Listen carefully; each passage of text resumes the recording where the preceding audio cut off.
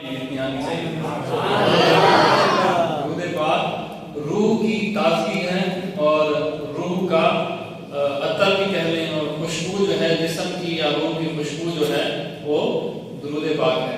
کوشش کیا کریں گے نبی پاک علیہ السلام کی بارگاہ میں زیادہ سے زیادہ درود شریف کے نذرانے پیش کیا کریں۔ اللہ رب العالمین ہم سب کو حضور کا سچا غلام بنائے۔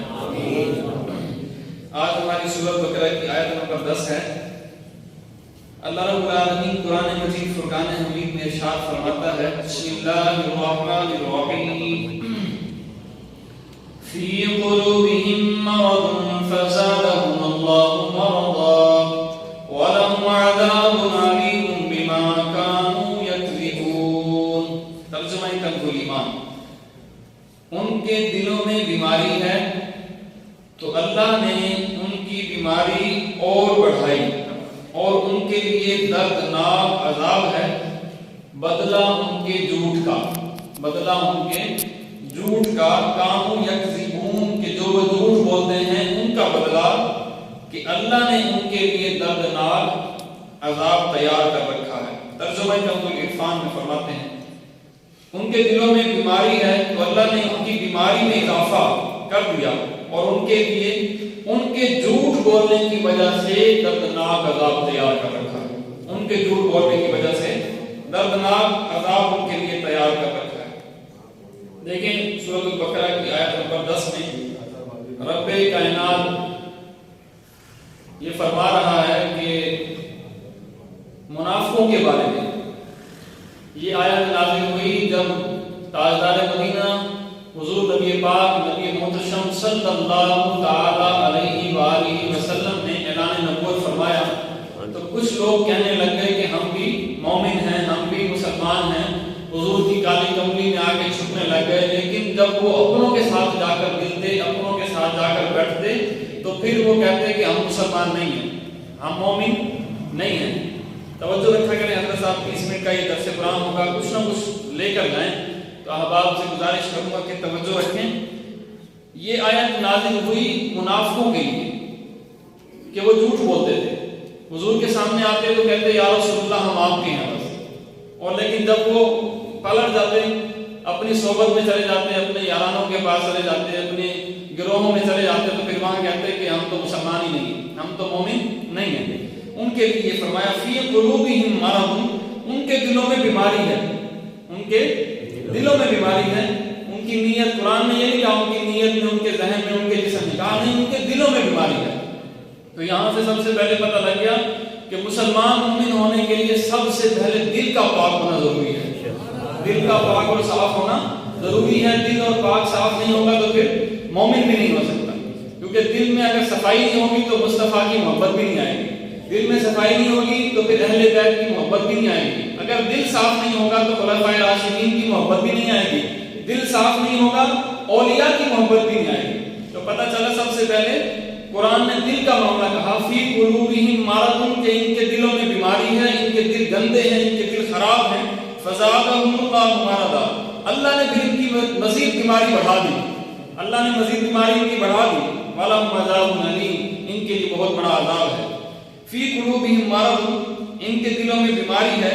اس آیت میں قلبی مرض، ایک تو ہوتا ہے نا ظاہری مرض ہوتا ہے جسمانی، ایک ہے قلبی مرض، دل کے امراض جس کو آپ کہہ لیں، اس کے اندر یہ بیماری ہے۔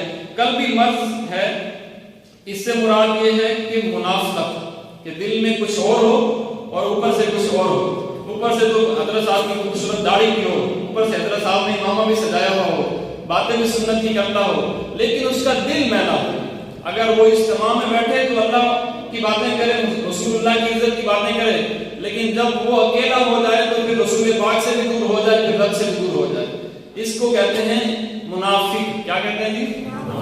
آپ بھی کہتے ہیں کبھی کبھی، ہم دنیا والے بھی کہتے ہیں کہ جب ہم سے کوئی ہمارے سامنے ہمارا اور دوسرے کے سامنے دوسرا تو ہم کہتے ہیں یار یہ بھائی منافق، تو یہ تو ہم کہتے ہیں منافق، لیکن قرآن نے کہا وہ منافق ہے جو رسول پاک سے غداری کرے۔ قرآن کیا کہتا ہے؟ وہ منافق ہے جو دین سے غداری کرے۔ منافق کون ہے؟ جو اسلام سے غداری کرے۔ منافق کون ہے؟ جو ہماری نمازوں سے دور ہو جائے۔ منافق وہ ہے جو قرآن سے دور ہو جائے۔ منافق وہ ہے جو گناہوں میں اپنا دل لگا لے، نیکیوں کی طرف نہ جائے۔ تو خیر قرآن اس کے بارے میں کہتا ہے کہ یہ دل کی بیماری ہے، اس سے مراد ہے منافقوں کی منافقت، اور حضور نور صلی اللہ علیہ وسلم سے بغض کی بیماری بھی حضور نے فرمایا کہ دل کی بیماری ہے، اور منافق کے لیے یہ بیماری ہے کہ وہ بغض بھی رکھے گا، دل میں بغض بھی رکھے گا۔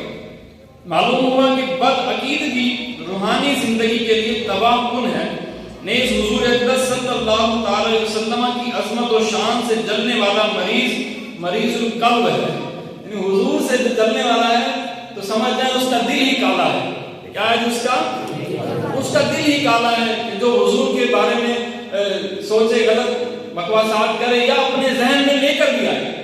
ایک ہوتا ہے بولنے والا، ایک ہوتا ہے دل میں تصور کرنے والا۔ بولنے والا تو بڑا لعین ہے، حضور کے خلاف بولنے والا جی سارے بولے بڑا لعین ہے، وہ بڑا لعنتی ہے جو حضور کے بارے میں بولے۔ اب آپ کہیں کہ حضرت آپ لعنتی بھی بول دیتے ہیں ان کے لیے، تو قرآن کی 29 پارہ سورۃ قلم کھول کر اگر اس کا ترجمہ پڑھیں تو اللہ تبارک و تعالیٰ نے اس شخص کو حرام کا بچہ کہا ہے کہ جو حضور کے خلاف بکواس کرے، جو رسول پاک علیہ السلام کی عزت کے بارے میں بولے۔ اللہ نے قرآن میں فرمایا سورۃ قلم میں کہ محبوب آپ اسے جواب نہ دیں، یہ تو ہے ہی حرامی۔ کیا ہے یہ؟ حرامی۔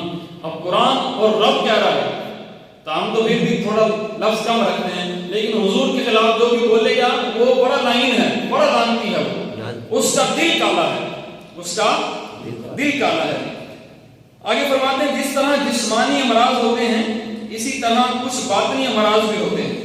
جسمانی امراض ظاہری صحت اور تندرستی کے لیے سخت نقصان دہ ہوتے ہیں، اور باطنی امراض ایمان اور روحانی زندگی کے لیے قابل زہر ہوتے ہیں۔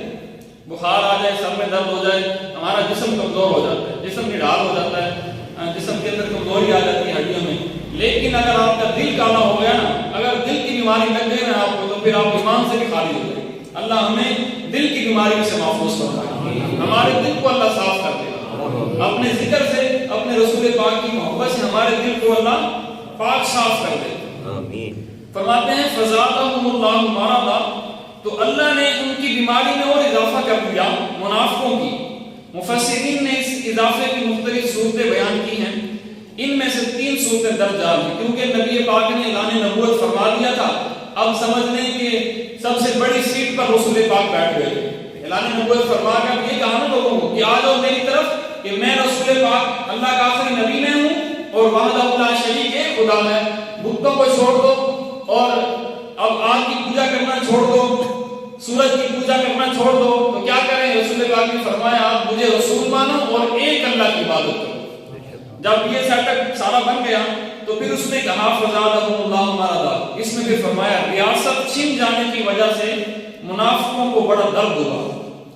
اس میں آپ کے خاندان والے بھی، ابو جہل بھی تھے، ابو طالب بھی تھے، کہ ان کو یہ لگا کہ اب ہمارے ہاتھوں سے اب ہماری جو لمبرداری ہے جاری ہے۔ چودھری تو ہم تھے مدینہ کے، ریاست مدینہ کے چودھری ہم تھے، اب ہم بڑے تھے، لیکن ایک محمد نامی شخص نے جب یہ کہا کہ میں رسول ہوں، اب لوگ در بدر سارے پہ در پہ ان کی قدموں میں گرنے لگے۔ سب کہنے لگے یا رسول اللہ ہم نے آپ کو مان لیا ہے، ہم نے آپ کو بھی مانا ہے اور اللہ کو بھی ہم نے مان لیا ہے۔ تو ریاست چھن جانے کی وجہ سے بھی یہ آیت نازل ہوئی کہ منافقوں کے دل کی بیماری بڑھ گئی کہ یہ کیا ہو گیا بھائی، ہماری سیٹ تو اب چلی گئی، اب ہمیں کون سلام کرے گا۔ حضور نبی پاک علیہ السلام کی ثابت قدمی اور غلبہ دیکھ کر حسد کی آگ میں جلنے لگے وہ منافقین جو مدینہ میں رہتے تھے۔ جتنا نبی اکرم صلی اللہ علیہ وسلم کا غلبہ ہوتا گیا اور آپ صلی اللہ علیہ وسلم لوگوں میں مقبول ہوتے گئے، اتنا ہی اللہ تعالیٰ نے منافقوں کو رنج اور غم میں مبتلا کر دیا۔ میں رسول پاک کی عزت بڑھاتا گیا میرا رب، اور منافقوں کو اور بیماریاں دیتا گیا کہ کبھی وہ حسد کی بیماری میں پڑ جاتے، کبھی وہ تکبر کی بیماری میں پڑ جاتے، کبھی اس بیماری میں پڑ جاتے کہ یار ہم تو ہمارا بیٹھ گیا بیٹا، اب تو ہمیں کوئی پوچھے گا نہیں۔ پھر دوسرے پوائنٹ میں کہتے ہیں کہ منافقوں کے دل کفر، بد عقیدگی اور نبی کریم صلی اللہ تعالی علیہ وسلم سے عداوت و دشمنی سے بھرے ہوئے تھے۔ اللہ تعالیٰ نے ان کی ان چیزوں میں اس طرح اضافہ کر دیا کہ ان کے دلوں پر مہر لگا دی، منافقوں کے دلوں پر مہر لگا دی، تاکہ اب کوئی بھی واضح نصیحت ان پر کرے گا تو ان کو سمجھ نہیں آئے گی، ان کے کان ہی بند کر دیے کہ اب ان کو اچھائی کی کوئی بات سمجھ نہیں آئے گی۔ اللہ کی طرف سے ہوا۔ جیسے جیسے شرعی احکام اور نزول وحی میں اضافہ ہوا، مسلمانوں کی مدد اور نصرت بڑھتی گئی، ویسے ویسے ان کو کفر بھی ان کا بڑھتا گیا، بلکہ ان کا حال تو یہ تھا کہ کلمہ شہادت پڑھنا ان پر بہت دشوار تھا، اور اوپر سے عبادت میں اضافہ ہو گیا، جرموں کی سزائیں بھی نازل ہو گئی، جس کی وجہ سے یہ لوگ بہت بے چین ہو گئے۔ جیسے جیسے وحی نازل ہوئی، نبی پاک علیہ السلام کے ذریعے مسلمانوں کی مدد بھی ہوتی رہی، نصرت بھی ہوتی رہی، مسلمانوں کو مقام ملتا رہا، اسی طرح منافق دن بہ دن گرتے رہے اللہ کی طرف سے، کہ اللہ نے ان کے لیے دردناک عذاب لکھا ہے اللہ کی طرف سے، اور جو مومن ہوگا، کامل مسلمان ہوگا، اللہ نے ان کے لیے جنت الفردوس کی بشارت میں عطا فرمائی۔ بھائی جو بھی رسول پاک کے پردوں کو پکڑ لے گا، آپ کے کالی کملی میں آ کر چھپ جائے گا، تو پھر وہ دوزخ میں نہیں بلکہ انشاءاللہ حضور کے ساتھ جنت میں جائے گا۔ دل اس کا صاف ہو، دل اس کا صاف ہو۔ یہاں پہ ایک چھوٹی سی پوائنٹ کی بات کرتے ہیں، اس کو آپ توجہ سے سماعت کریں۔ ہم کہتے ہیں نا کہ یار ہمارا بچہ قرآن پڑھنے جا رہا ہے، کہاں جا رہا ہے، کس کے پاس جا رہا ہے، ہم اس کی تفریق نہیں کرتے، ہم کہتے ہیں کہ نہیں وہ بھی قرآن پڑھا رہے ہیں، وہ بھی نماز پڑھتے ہیں۔ اب اس بات کو یاد رکھ لیں کہ جس کا دل صاف نہیں ہوگا، قرآن کریم تو سب کے لیے برہان رشید ہے، کیا ہے جی، یہ سب کے لیے راہ ہدایت ہے۔ قرآن پاک یہ آیا ہی سیدھا راستہ دکھانے کے لیے ہے، لیکن آپ اس بات کو یاد رکھیے گا کہ جو قرآن پڑھا رہا ہے کیا اس کا دل صاف ہے؟ جو قرآن پڑھا رہا ہے ہمارے بچوں کو، یا جس کے پیچھے ہم نماز پڑھ رہے ہیں، کیا اس کا دل صاف ہے؟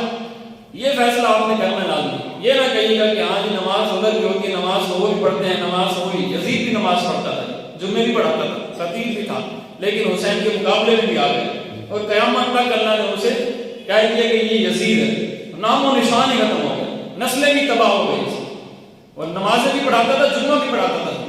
لیکن ہم نے اس میں خیال رکھنا ہے کہ قرآن تو پڑھنا ہے، ہم نے قرآن راہ ہدایت ہے، لیکن قرآن پڑھانے والا کیسا ہے؟ قرآن پڑھانے والا کیسا ہے؟ کیا وہ حضور کی ختم نبوت کو مانتا ہے؟ قرآن پڑھانے والا کیسا ہے کہ قرآن و حدیث پر پورا عمل کرتا ہے؟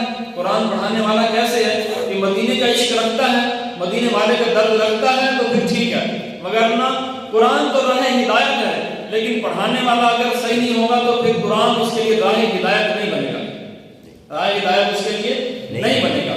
ہاں اگر کوئی مومن ہو، کامل مومن، وہ اگر دوسری تیسری کتابیں پڑھ بھی لے تو کیونکہ وہ مومن ہے، اس کے ایمان کی طاقت اتنی ہے کہ وہ اس کتابیں پڑھ بھی لے، پڑھائے بھی صحیح، لیکن وہ اس راستے پہ نہیں چلے گا کیونکہ اس کا دل صاف ہے، اس کا دل صاف ہے۔ تو ہم نے کوشش کرنی ہے قرآن بھی اس سے پڑھانا ہے جو مصطفیٰ کا غلام ہو، قرآن بھی اس سے پڑھانا ہے جو اہل بیت کا بھی غلام ہو، تفریق نہ کرتا ہو کسی کے اندر، جو اولیاء کا بھی غلام ہو اور پنجتن پاک کو بھی ماننے والا ہو، وہ داتا پیا کا بھی غلام ہو اور خواجہ صاحب کا بھی غلام ہو۔ ہم نے قرآن اس سے پڑھانا ہے، ہم نے نماز اس کے پیچھے پڑھنی ہے جو ان سارے احباب کو مانتا ہو۔ اس کو لازمی اپنے پر باندھ لیجیے گا۔ کبھی ہر بندہ یہ کہتا نا کہ کوئی مسئلہ نہیں، پڑھنی تو نماز نہیں ہے، لیکن نماز تو پڑھنی ہے۔ حضرت اس کے پیچھے نماز پڑھو گے جو رسول پاک کو مانتا ہی نہیں، اس کے پیچھے نماز پڑھو گے جو اہل بیت کو مانتا ہی نہیں ہے، اس کے پیچھے کیسے نماز ہوگی جو صدیق اکبر کو پہلا خلیفہ نہ مانے؟ نماز ہو جائے گی اس کے پیچھے؟ نماز نہیں ہوگی ہماری۔ ہم رسول پاک کے غلام ہیں اور ہم تو اسے مانیں گے جس کے دل میں رسول پاک کی عزت و احترام ہوگا۔ سبحان اللہ۔ ہم نے رب کو بھی رب کب مانا ہے جی؟ جب رسول پاک نے بتایا ہے، اگر نہ کوئی رب کو مانتا تھا، کوئی بھی نہیں مانتا تھا رب کو رب بتانا بھی رسول پاک کا ہے۔ حضور نے فرمایا نا کہ میں آخری نبی ہوں اور وہ آخر اللہ ہے بس، اور وہی ابتدا ہے وہی انتہا ہے، اس سے پہلے کسی نے نہیں بتایا، لیکن ہمیں اللہ تک پہنچایا بھی حضور نے ہے۔ اب جو بندہ ہمیں حضور تک لے جائے گا ہم اس کے غلام ہوں گے، کوئی بھی ہو، وہ ولی ہو، وہ اہل بیت کی محبت ہو، خلفائے راشدین کی محبت ہو، یا ہمیں صحابہ کی محبت ہو، بس ہمیں رسول پاک کے قدموں میں پہنچا دے، پھر رسول پاک کے قدموں میں جب پہنچائیں گے کالی کملی کو پکڑیں گے انشاءاللہ رب تک بھی پہنچ جائیں گے۔ بس ہم نے اس کی اقتدا کرنی ہے کہ جو حضور کا سچا غلام ہو، مگر نہ پھر دل ہمارے اگر کالے ہو گئے تو پھر اللہ والے کہتے ہیں نا دل کالے ہو گئے تو پھر بیڑا غرق ہو جاتا ہے۔ دل کالا ہو جائے پھر یہ بڑی بڑی داڑیاں رکھنے سے پھر کوئی فائدہ نہیں ہوتا، بڑے بڑے تورے باندھنے سے، جبے پہننے سے پھر کوئی فائدہ نہیں ہوتا۔ اگر سادہ سا لباس ہو، پھٹی پرانی ٹوپی ہو، بابا فرید الدین مسعود گنج شکر رحمۃ اللہ تعالی علیہ حضرت بہاؤالدین ذکری ملتانی رحمۃ اللہ تعالی علیہ کی سیرت میں لکھا ہوا تھا کہ سب سے پہلی دینی درسگاہ ملتان بہاؤالدین ذکری ملتانی رحمۃ اللہ تعالی علیہ کی تھی. سب سے پہلی دینی درسگاہ جہاں پہ لوگ دین کا سبق بھی لیتے تھے اور ولایت کا سبق بھی لیتے تھے. تو بابا فرید الدین مسعود گنج شکر رحمۃ اللہ تعالی علیہ ملتان شریف تشریف لائے اور باہر دروازے پر رک گئے اور خادم کو کہا کہ میں ملنا چاہتا ہوں حضرت بہاؤالدین ذکری سے، آپ بڑے سرپرست تھے مدرسے کے. تو خادم آیا، کہنے لگا کہ بابا جی باہر ایک شخص آیا ہے، پھٹے پرانی ٹوپی ہے اس کی ٹوپی میں 10 اس کی ٹوپی میں پیوند لگے ہوئے ہیں اور کپڑے ایسے ہیں جیسے اس نے چن چن کے بنا کر ڈالے ہوئے ہیں اور وہ آپ کا پتہ کہتا ہے. تو حضرت بہاؤالدین ذکری فرمانے لگے تو لباس کو نہ دیکھ، تو اس کے دل کو دیکھ. ہم لوگ لباس کو ہی دیکھتے رہ گئے، ہم لوگ بس شکلوں پر تکتے رہ گئے. ہاں جی بس شکل سونی ہے، داڑھی سونی ہے، امامہ سونا ہے، جبہ صحیح ہے، تو بس یہ حضور کا غلام ہے. حالانکہ اس کا دل گندا ہوگا اور کہیں وہ ہمیں راستے سے نہ بھٹکا کر لے جائے، کہیں وہ ہمیں راستے سے بھٹکا کر. بابا جی فرمانے لگے تم نے اس کا اوپر والا حلیہ دیکھا ہے، اوپر والے حلیے نہیں دیکھنے. ہمیشہ یاد رکھیے گا، کوشش کیجیے گا کہ اس بندے کے پیچھے اقتدا کریں جو رسول پاک کا غلام ہو. حضرت عمر فاروق اعظم رضی اللہ تعالیٰ عنہ فرماتے ہیں بندے کو جانچنے کے لیے 3 چیزیں ضروری ہیں. یا تو بندہ اس کے ساتھ سفر کرے یا اس کے ساتھ کھانا کھا لے.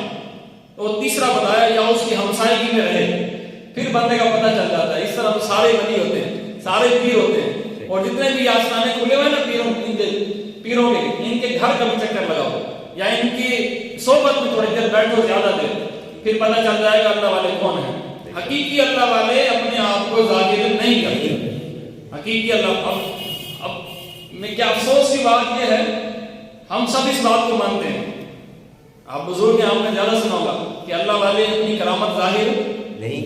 اگر کرامت ظاہر ہو تو جگہ چھوڑ دیتے ہیں، کرامت ظاہر.